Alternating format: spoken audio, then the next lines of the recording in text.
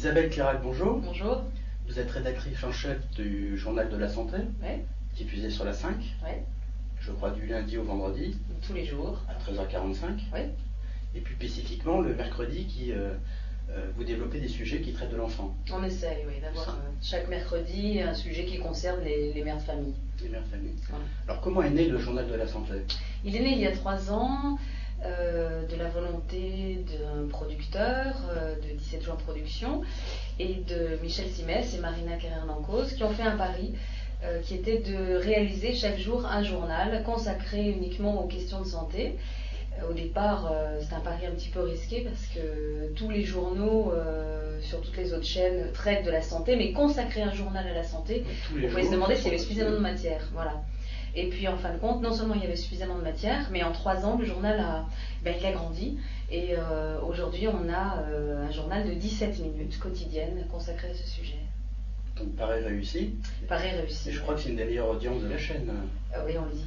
On le dit. Ouais. Très bien. Comment choisissez-vous les thèmes de votre journal? On les choisit ensemble avec Marina et Michel, en fonction de l'actualité d'abord, parce qu'on a quand même une émission quotidienne, donc on suit l'actualité de la santé, de la médecine. C'est pas toujours la même chose. Et puis donc les grandes premières, des questions des épidémiologiques, des nouveautés, voilà quelle est un petit peu notre première matière.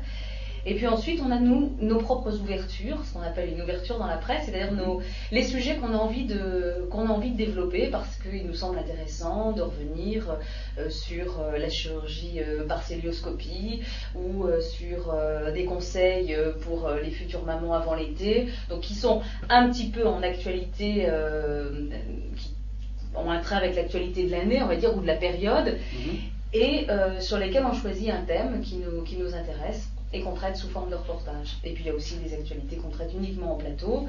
Et Michel et Marina, qui sont tous les deux médecins, eux sont là aussi pour apporter des explications aux téléspectateurs sur le corps humain, comment ça fonctionne, comment on marche, pourquoi tel ou tel médicament, telle ou telle substance, tel ou tel traitement peut être efficace, ce que c'est qu'une radio, un scanner, ce qu'on voit. Et voilà, ils font ça avec des schémas, des fonds bleus, des diapos. D'accord, donc effectivement, comment se prépare une émission en coulisses? En coulisses. C'est une équipe de combien de personnes? C'est un journal donc de 17 minutes. Oui. Ça demande certainement des moyens extrêmement importants. Extrêmement important. On a des moyens. Il y a une équipe de journalistes qui vont sur le terrain, qui sont reporters, et puis le journal. Alors c'est un travail, c'est très rapide. Il faut faire très très vite. On a donc peu de temps pour monter les reportages, mais on y arrive quand même. Des reportages assez longs, qui font entre 3 minutes et 4-5 minutes, donc ça nous faut à peu près une journée pour monter un reportage de cette taille. Et puis tous les jours, à la fois suivre la réalisation des reportages, le montage, les valider, préparer les textes du plateau, suivre l'actualité, anticiper sur le journal du lendemain, trouver des invités, parce qu'on a souvent des invités sur le journal, donc qui viennent sur des questions d'actualité essentiellement. Voilà. D'accord. Donc en fait, vous y venez directement à votre rôle. Quel est le rôle d'un rédacteur en chef d'une émission telle que le Journal de la Santé?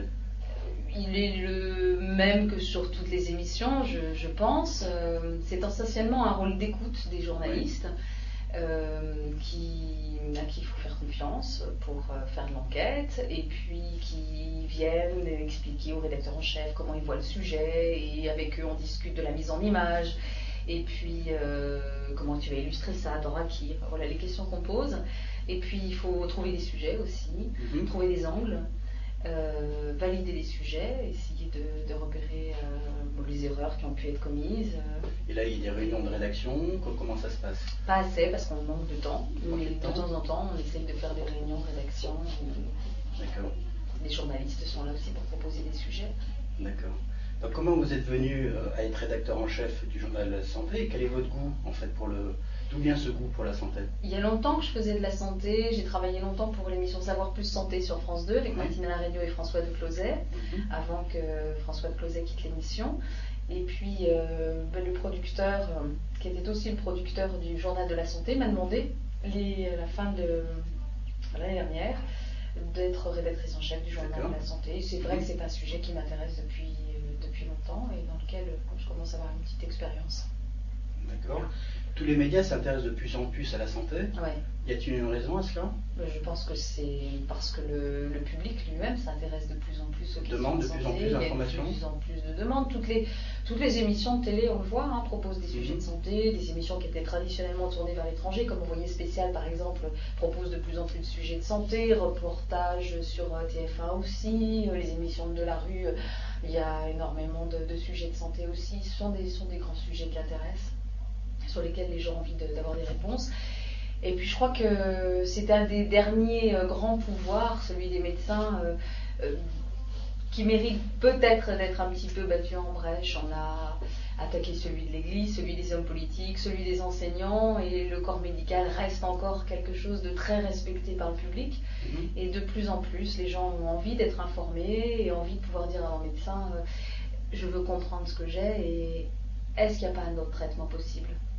Voilà. Donc c'est aussi une façon de permettre aux gens de prendre leur santé en main et d'être plus actifs, plus responsables. D'accord. Comment voyez-vous l'arrivée d'Internet, en tout cas des web TV, des télévisions par Internet? Ouais, je les vois pas très bien parce qu'en fait, je suis pas du tout une pro d'Internet et j'ai encore besoin de beaucoup de monde à la rédaction quand il faut se connecter sur un site. Donc j'appelle à l'aide et puis on vient m'aider et au bout d'un moment, j'arrive à trouver. Je me sers pas très bien de l'ordinateur. Là, je vais vous retourner la question. Il y a beaucoup de maintenant de chaînes de télé, même généralistes, qui proposent différents contenus, et c'est l'internaute qui va choisir en votant, c'est-à-dire quel type d'émission il va avoir pour le lendemain. Est-ce que ça, par exemple, pour le journal de la santé, c'est des choses qui vont être qui sont à l'étude, ce qui permet vraiment d'apporter une interactivité au contenu? Pourquoi pas? Parce que c'est vrai que c'est une supériorité que vous avez par rapport à nous. Chaque jour, on change de thème. Alors, le public nous envoie beaucoup de courriers, on essaie d'y répondre. On ne peut pas y répondre tous les jours. Donc, c'est vrai que s'il avait la possibilité par Internet, on est diffusé maintenant sur Internet, mais de demander à revoir un vieux thème ou un thème ancien, ou de savoir si on n'a pas déjà traité cette question, ça c'est formidable. Parce que effectivement l'émission passe et puis on a fait tout un travail pour un jour, mais il suffit que quelqu'un ait loupé cette émission et puis c'est un petit peu décevant pour lui, pour nous aussi. Donc ça peut être une façon d'archiver le travail qu'on fait et de le mettre à la disposition du public beaucoup plus longtemps. D'accord, donc archivage mais pas pour l'avenir. C'est-à-dire qu'on ne prépare pas une émission en conséquence des demandes des téléspectateurs.